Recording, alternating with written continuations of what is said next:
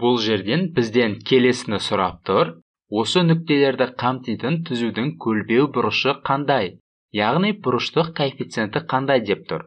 Енді видеоны тоқтатып, өзіңіз соны тауып көріңіз. Жақсы, қазір бірге жасап көреміз. Алдымен көлбеу бұрышы не екенін еске түсіреміз. Мұнда жазып алайын. Көлбеу бұрышы, басқаша айтқанда бұрыштық коэффициент деп айтуға да болады. Ол y-тегі ауысу бөлінген x-тегі ауысуға тең.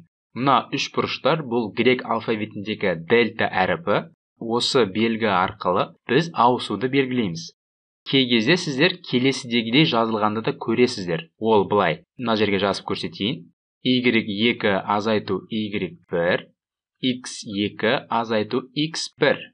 Бұл жерде y1 мен x1 бастапқы нүкте болса, y2 мен x2 соңғы нүкте болып табылады. Сонымен, мұнда тек 2xy жұбын таңдап алайық. Кез келгенін алуға болады. Сондықтан біз алғашқы екеуінен бастаймыз. Сонымен бұл біздің бастапқы нүктеміз. Міне, бұл біздің бастапқы нүктеміз. Және бұл біздің соңғы нүктеміз деп алайық.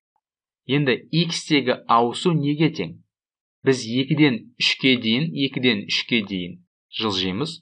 Ол өз кезегінде 3 азайту 2 1-ге тең. X-тегі ауысу 3 азайту 2 тең 1 болады.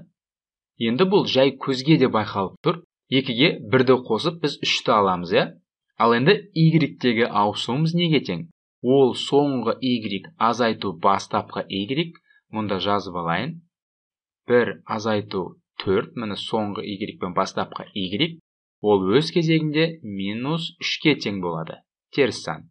Негізі бұлай есептеп жатудың да қажеті жоқ көп жағдайда. Себебі жай көзге білініп тұрған нәрсе, 2-ге 1-ді қосып 3-ті аламыз, 4-тен 3-ті азайтсақ 1-ді аламыз. Сол себепті біз бұл жерде минус 3-ті қоя аламыз. Қазір бізде керекті ақпараттың барлығы бар. Сонымен y-тегі ауысу бөлінген x-тегі ауысу, мұнда жазып алайын. Y-тегі ауысу бөлінген x-тегі ауысу, міне бұл жерде біздің y-тегі ауысуымыз қаншаға тең? Міне, минус 3-ке тең. Ал x-тегі ауысуымыз көріп отқандарыңыздай 1-ге тең.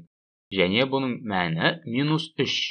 Сол себепті біздің көлбеу бұрышымыз, яғни бұрыштық коэффициентіміз минус 3-ке тең болады. Енді келесі мысалды қарастырайық. Бұл жерде бізден келесіні сұрап тұр. Дәл алдыңғыдағыдай, осы нүктелерді қамтитын түзудің көлбеу бұрышы, яғни бұрыштық коэффициенті қандай? Видеоны тоқтатып, әдеттегідей өзіңіз шығарып көріңіз. Жақсы, тағы бір рет есімізге түсірейік. Көлбеу бұрышы немесе бұрыштық коэффициент тең болады y-тегі ауысу бөлінген x-тегі ауысу. Енді осыны анықтау үшін біз осы жерден кез келген екі жұпты таңдауымыз қажет. Бұл жолы ортада тұрған жұпты алайық. Міне, 1-де 7, 5-те 13. Сонымен x-тегі ауысуымыз неге тең? Бұл жерде 5-тен 1-ді азайтсақ 4 болады. Оңсаң 4 болады. Және 13-тен 7-ні азайтсақ 6 болады. Ол да оңсаң. Екі мәнде оңсаңдар болып табылады. X өскен жағдайда y де өседі. Сонымен бізде көлбеу бұрышымыз 6 бөлінген 4-ке тең. Екеуінде 2-ге қысқартуымызға болады. Сонда бізде 3-тен 2 қалады. Осымен аяқтаймыз.